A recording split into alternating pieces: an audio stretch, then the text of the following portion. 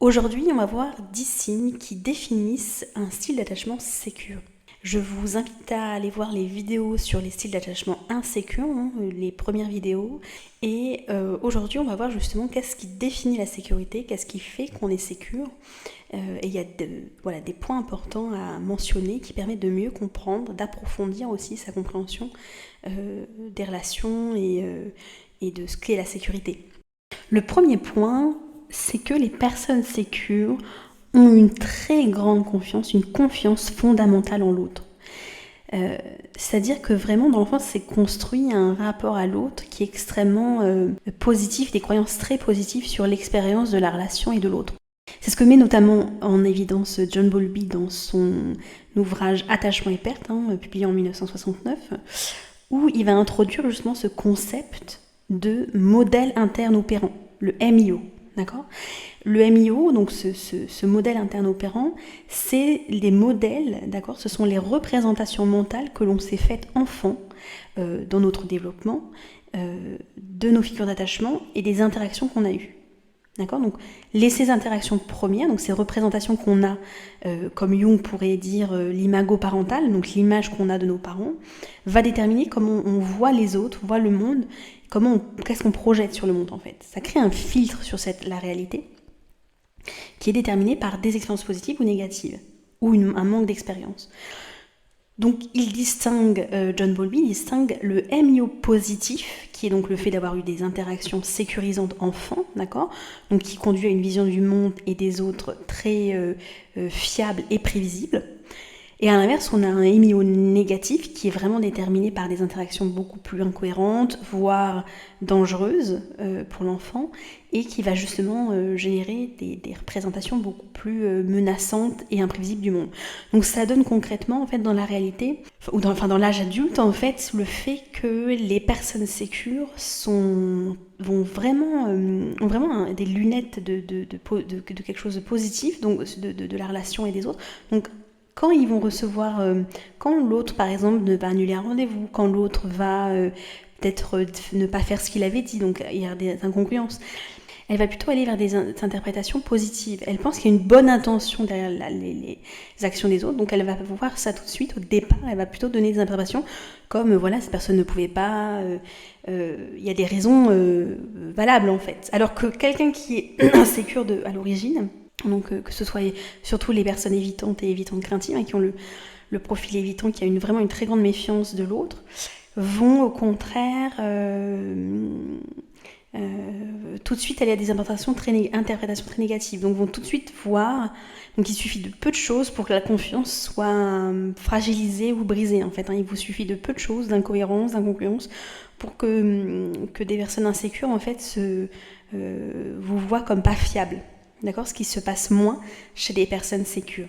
Il y a aussi une dimension neurobiologique. La confiance va vraiment être déterminée par des mécanismes bien précis, où le fait que les enfants à l'attachement sécure ont vécu des relations sécurisantes, ça va favoriser l'activation du système limbique, donc la libération d'ocytocine, et va réduire l'activation de l'amygdale, d'accord, qui est liée à la peur. Donc l'amygdale est beaucoup moins sursollicitée ou suractivée lors de stress, lors de situations de peur, etc. Donc on voit bien que la confiance, c'est pas seulement psychologique, mais c'est aussi physiologique. Il se passe des choses dans le corps qui déterminent aussi ce sentiment de solidité, de confiance dans le monde. Le deuxième point, c'est vraiment la capacité à exprimer ses émotions et cette vulnérabilité. C'est-à-dire que l'attachement sécure a vraiment appris à exprimer donc librement ses émotions, et que l'expression de ses émotions, qu'elles soient négatives ou positives, n'allait pas engendrer du rejet ou de l'abandon, à la différence des styles insécures. Et d'ailleurs, dans les expériences de la Strange Situation de Mary Ainsworth, dans les années 70, lorsqu'elle a fait des expériences où justement elle a mis en situation des bébés et leur maman pour voir comment réagissaient les enfants, elle a remarqué que finalement les enfants sécurisés réussissaient à exprimer leurs émotions face à la séparation avec leur mère, donc des pleurs, etc., de l'agitation, mais arrivaient aussi surtout par rapport aux autres styles d'attachement à se calmer rapidement. Donc c'est très intéressant, pourquoi ? Parce que ça permet de montrer que plus il y a cette capacité à exprimer ses émotions, à l'inverse de ce qu'on croit en disant si j'exprime et je me laisse aller à l'émotion, je vais être submergée, ça va avoir un effet néfaste. Au contraire, ça permet de se calmer beaucoup plus rapidement, puisque l'enfant décharge son émotion, décharge ce qu'il ressent, et très rapidement il peut revenir au calme en fait. Donc ça a vraiment un effet au contraire très bénéfique. Donc cette capacité à exprimer, à être vulnérable, elle est très forte parce que c'est cette vulnérabilité, elle définit le lien, l'intimité humaine en fait. C'est vraiment le lien se construit dans cette capacité à exprimer ses émotions, à exprimer sa vulnérabilité, et que toute forme de silence, dans le jour où mon père s'est tu, justement tue en fait, empêche le lien en fait. Donc il y a un manque de reconnaissance des émotions, il y a un manque de profondeur, vous voyez, dans la relation à l'autre, dans cette, où il n'y a plus la possibilité d'exprimer ses peurs, d'exprimer ses chagrins face à une figure parentale silencieuse ou rejetante, en fait. Le troisième point, c'est cette capacité à gérer les conflits et aussi les frustrations. L'enfant sécure a vraiment appris, a vraiment un rapport au conflit qui est très sain, et qu'en fait il comprend, il sait que le conflit n'est pas source de fin du lien, ça ne rompt pas le lien, ça n'abîme pas le lien, et même au contraire ça le renforce en fait. Il y a vraiment quelque chose, il y a une expérience précoce qui est enracinée en lui en fait, où le conflit est même nécessaire en fait dans la relation. Et c'est ce que notamment Serge Citron souligne également, où il dit justement que le conflit n'est pas du tout l'ennemi du lien, mais au contraire c'est vraiment une opportunité de croissance. Et que c'est pas le conflit en lui-même qui abîme le lien, c'est le cadre, c'est-à-dire la façon dont ce conflit émerge, la façon dont ce conflit est résolu, la façon dont le conflit est exprimé, les choses sont exprimées, etc. Donc, la forme du conflit plus que le contenu en fait, la forme qu'elle prend. Parce que voilà, le conflit c'est vraiment en fait un moment où on peut être dans l'empathie, se comprendre, négocier, résoudre des questions, des difficultés, etc. Donc il y a une vraie connexion qui se crée dans le conflit qui ne se fait pas chez d'autres types insécures. Dans les profils insécures, que ce soit l'anxieux, l'évitant craintif, il y a vraiment cette idée que quand il y a conflit, on veut éviter les conflits, ou en tout cas c'est un problème, parce qu'il peut y avoir rupture du lien. Surtout chez les personnes à l'attachement évitant, il y a cette idée, quand il y a un conflit qui émerge, il y a cette idée intérieure de c'est fini. Ah ça y est, c'est pas la bonne personne. Ils associent vraiment conflit à fin du lien en fait, fin de la relation en fait. Il y a quelque chose comme ça en disant si je me dispute avec cette personne, c'est que c'est pas la bonne personne pour moi. Voilà. Alors que les personnes insécures savent qu'il peut y avoir des conflits et elles se remettent pas à chaque fois en question la relation. Alors que c'est le cas des personnes insécures. Ils remettent à chaque fois en question la relation en se disant est-ce que c'est la bonne personne pour moi, des doutes, etc. Alors que les personnes sécures, elles pensent juste que voilà, il faut résoudre la question, mais on va pas remettre en question toute la relation par rapport à une situation de conflit.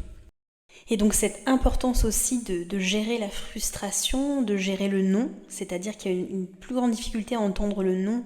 Les enfants sécures ont vraiment compris que les limites que les parents imposaient étaient importantes. En fait, on leur permettait voilà, c'était un cadre structurant et protecteur pour l'enfant. Il y a une plus grande difficulté chez les styles insécures à supporter des frustrations, à supporter des limites claires. Pourquoi on parle de frustration dans le conflit ? Parce que il y a voilà, cette possibilité d'être contrarié, cette possibilité de ne pas obtenir ce qu'on veut dans la relation tout de suite, et ça la personne sécure peut le comprendre, peut l'entendre, peut le comprendre, et ne le voit pas ça comme un frein à la relation, mais quelque chose qui est inhérent à la relation et qui peut se dépasser par la résolution de conflits. Le quatrième point, c'est vraiment l'autonomie, c'est l'interdépendance. dans l'attachement sécure. C'est vraiment cette capacité à avoir une très grande autonomie personnelle, mais aussi une très grande interdépendance relationnelle, c'est-à-dire d'être dépendant de l'autre aussi, d'accord, mais de manière saine, et d'alterner entre les deux. Et c'est ce que John Bowlby souligne aussi, c'est que justement, l'attachement pour les personnes sécures n'est pas vu comme une entrave à l'autonomie. Même au contraire, elle en est la condition. C'est-à-dire que l'enfant peut explorer, a pu vivre l'exploration et l'autonomie parce que justement il savait qu'il avait une base de sécurité, qu'il avait une base stable en fait vers qui il pouvait se tourner en cas de besoin, comme on l'a dit dans les expériences de Mary Ainsworth de la Strange Situation, où justement l'enfant sait qu'il peut compter sur son parent, donc il peut justement se sentir en sécurité et aller explorer, aller découvrir le monde et découvrir son autonomie. Donc les deux sont reliés. C'est pas il y a mon autonomie, une relation qui entrave mon autonomie, c'est au contraire elle le permet, puisque je me sens sécurisée par l'autre, donc je peux encore plus explorer grâce au lien à l'autre. Donc c'est parce que voilà, il y a vraiment cette confiance dans la relation à l'autre, où il y a cette idée, plus je sais que mon parent est disponible, plus finalement j'ose m'éloigner, j'ose explorer, j'ose prendre des risques adaptés. Et on a à l'inverse des enfants qui sont insécures, qui au contraire vont soit rester très collés à leurs parents, soit être très fuyants et vraiment se couper du lien pour les personnes plus évitantes, parce qu'il n'y a pas cette confiance fondamentale. Donc c'est pour ça que les personnes insécures sont vraiment capables de s'engager dans des relations sans craindre ni la fusion ni la solitude. Parce qu'il y a vraiment cette interdépendance. Vraiment savoir s'appuyer sur l'autre au besoin, savoir compter sur les autres, sans en effet non plus se couper de ses propres besoins, de sa propre personne. Le 5e point, c'est la capacité d'empathie. D'accord ? C'est vraiment l'empathie chez les personnes sécures, où il y a justement cette capacité à comprendre l'autre, comprendre les émotions des autres, mais sans se confondre avec les leurs. Ça se traduit par le fait que justement, comme on disait, les personnes évitantes ou anxieuses vont très vite interpréter les comportements de l'autre comme l'anxieux, un abandon, et la personne évitante comme on m'envahit. Alors que la personne sécure a vraiment cette capacité à dire tiens, il se passe quelque chose, qu'est-ce que je peux comprendre, pourquoi cette personne agit comme ça ? D'accord ? Pourquoi, par exemple, cette personne ne m'écrit plus ? Qu'est-ce qui se passe pour elle dans son monde à elle, dans ses ressentis, Et vraiment, la personne sécure se met vraiment à la place de l'autre et fait effet miroir, comme lui, il a vécu enfant avec son parent qui le comprenait, comprend l'autre, essaye de comprendre la perspective, la perception de l'autre. Donc à moins de conclusions hâtives, à moins de peur, parce que justement il sait qu'il se passe quelque chose pour l'autre aussi, et de rencontrer en empathie avec cette différente perception des choses. Pourquoi ? Parce que comme on l'a dit, au niveau neurobiologique, il y a vraiment un cortex préfrontal vraiment présent, une amygdale moins suractivée.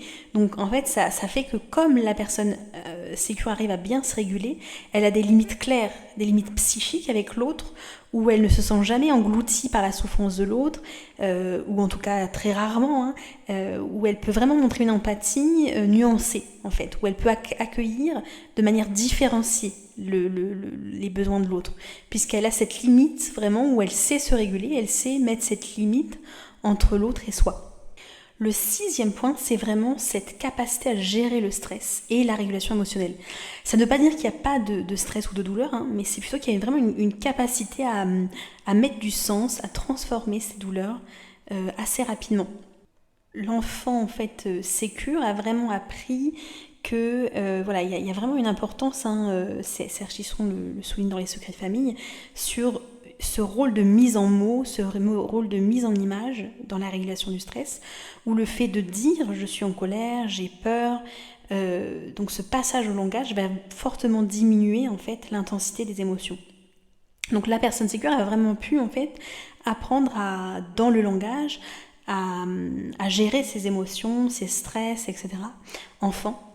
Ce que n'a pas pu faire des personnes insécures en fait. Elles n'ont pas pu verbaliser ce qu'elles vivaient et donc pouvoir de la même manière atténuer en fait les émotions qui les submergeaient. Donc il y a vraiment, en fait, l'attachement a permis à la personne sécure de gérer ses émotions, de gérer son stress, d'accord. Ça a été une base de sécurité parce qu'en fait l'absence de, comme on l'a dit, de verbaliser, de dire les choses, de mettre du langage, des mots sur ce qu'on vit, ça crée une absence de soutien affectif et ça crée aussi une solitude énorme en fait dans l'expérience de ces émotions, de ce qui nous traverse. Et c'est notamment ce que dit Boris Cyrulnik dans Un merveilleux malheur. Il écrit « Le traumatisme n'est pas l'événement, mais la solitude dans laquelle il plonge ». Donc ce qui est terrible, c'est qu'en fait, les expériences deviennent traumatisantes ou traumatiques parce qu'il n'y a pas eu cette possibilité de les mettre en mots, de les transformer, d'en faire autre chose. Et c'est justement tout ce processus de résilience dont parle Boris Cyrulnik, c'est vraiment le fait de mettre des mots et d'exprimer ce qui s'est passé, de verbaliser et de ne plus être seul en fait. Le 7e point, c'est la capacité à réparer les relations. C'est-à-dire que chez les personnes sécures, ils ont conscience qu'il peut y avoir des tensions, des malentendus, des blessures, qu'on peut blesser l'autre, parfois même des ruptures. Mais il n'y a pas cette idéalisation d'un lien qui serait parfait, où il n'y a pas besoin de réparer, de pardonner, de demander pardon. Il y a vraiment cette idée que en fait on peut avoir le droit à l'erreur, que l'humain est fait et traversé par des failles, voilà, des choses qu'il fait, où il blesse l'autre, et donc il y a cette idée, voilà, par exemple l'attitude de quelqu'un de sécure, c'est qu'il sait qu'il ne va pas être le parent parfait et qu'il ne va pas le chercher à l'être, d'accord. On l'a vu chez les personnes aussi d'attachement insécure, notamment aux tendances évitantes, il y a vraiment cette idée de perfectionnisme, de tout maîtriser toujours, tout le temps, dans leurs relations, dans leur vie, en fait, d'une maîtrise très très parfaite, en fait, qui empêche justement cette possibilité d'authenticité, de vulnérabilité qui est on va faire des erreurs. Le 8e point, c'est qu'il y a une vraie capacité chez les personnes sécures à percevoir et à décrire les autres de manière très équilibrée. Parce qu'on le voit chez les adultes finalement à l'attachement insécurisé, que chez les anxieux, il y a une tendance à idéaliser le partenaire, donc très souvent à le mettre sur un piédestal, voilà, dire qu'il y a une connexion d'âme, voire vraiment le voir comme spécial. On va souvent trop valoriser son partenaire. Pourquoi il y a ça? Pour créer ce rapprochement, créer cette espèce de lien spécial et entre guillemets se défaire de la peur de l'abandon en fait. Donc c'est vraiment une manière de rapprocher l'autre en le croyant sans défaut, etc. A l'inverse, on a les évitants qui ont plutôt tendance à critiquer, à trouver les petits défauts, à minimiser le lien qu'ils ont à l'autre. Pourquoi? Parce que ça leur permet de mettre à distance, puisque quand on est dans la proximité physique, la proximité à l'autre, il n'y a plus ce moyen d'être à distance de l'autre. Donc dans entre guillemets, la critique, ça permet justement d'être moins attaché à l'autre. A l'inverse, les personnes sécurisées, elles ont vraiment une vision nuancée, capable de reconnaître à la fois les forces de l'autre et aussi ses faiblesses, d'accord, ses qualités et ses limites, et dans le respect de l'autre. Donc il n'y a pas de projection d'insécurité sur l'autre, ils ne diffèrent pas la réalité, ils vont transcrire quelque chose assez authentique, souvent assez stable, une perception assez stable des relations. Donc c'est vraiment une capacité à dire, notamment qui est mise en évidence par Mary Main, où elle dit justement qu'il y a des cohérences, et c'est nuancé. Ça peut être par exemple de dire quelque chose comme mon partenaire, mon ex-partenaire avait beaucoup de qualités, mais certaines attitudes étaient difficiles à vivre. Mon ami est loyal, mais parfois étourdi. Donc cette capacité à vraiment intégrer des aspects positifs et négatifs dans le même discours, d'accord, c'est vraiment un marqueur de maturité émotionnelle et de sécurité.